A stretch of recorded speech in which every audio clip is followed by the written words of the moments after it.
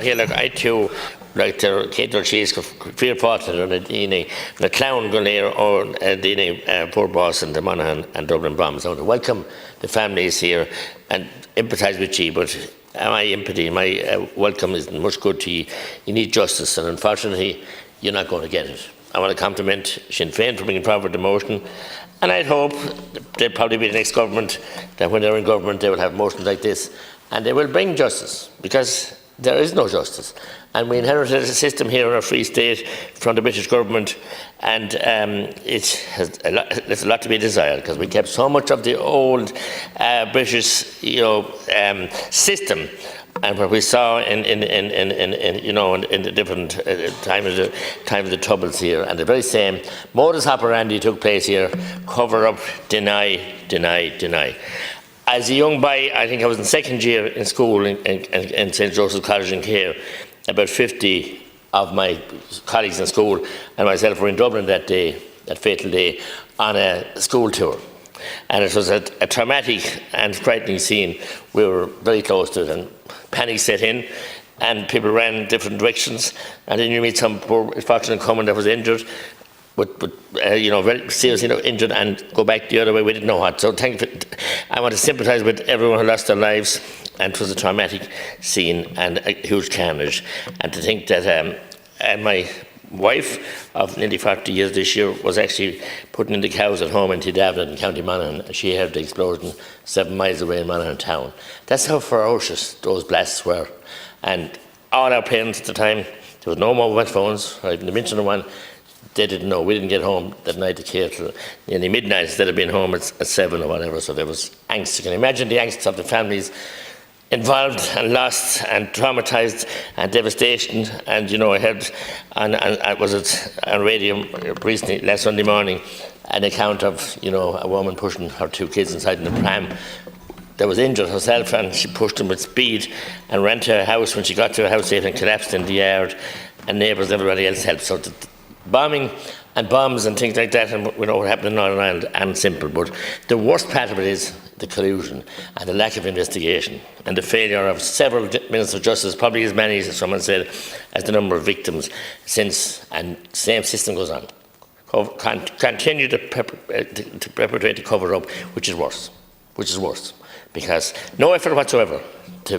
And other, I'm sure, incidents could have been this gang. And I actually walking down the street last week, I met Stephen Travers, a survivor from Tipperary, actually, of the Miami show band. Now that didn't happen in our jurisdiction, but I know plenty about the Oma bomb and the man who took the bomb, and that could have been stopped, and all those lives could have been saved.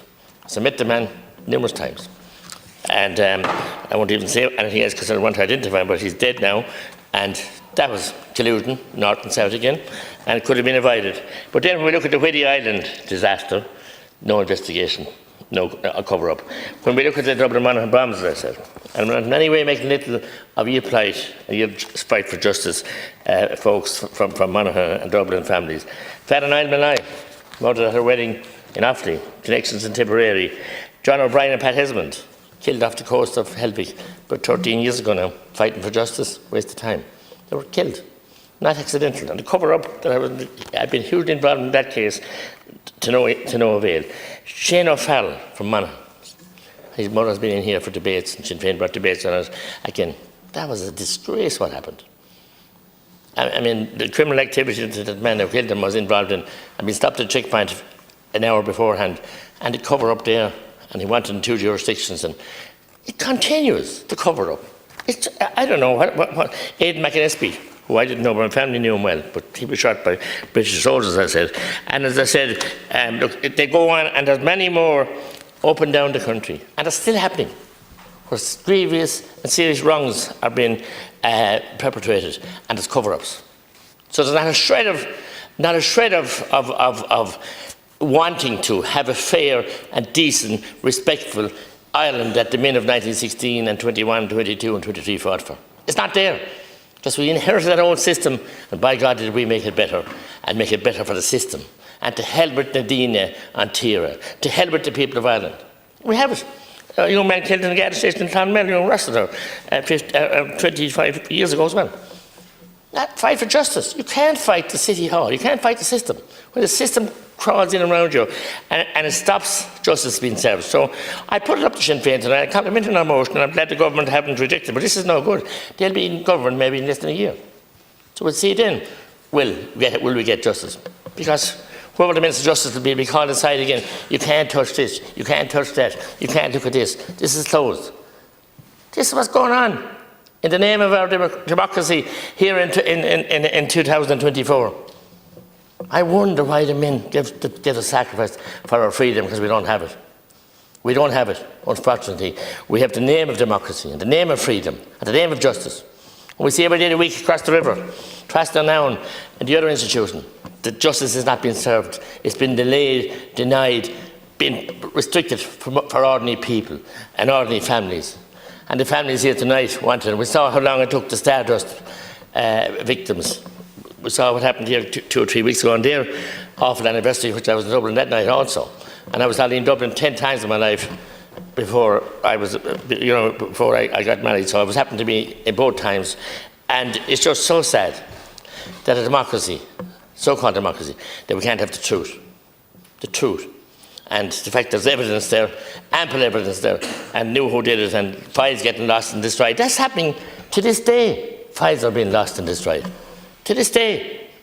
It happened with the Gagan family in Limerick when they had serious issues with a plant there, and they were very, very sick, and the blood samples got lost.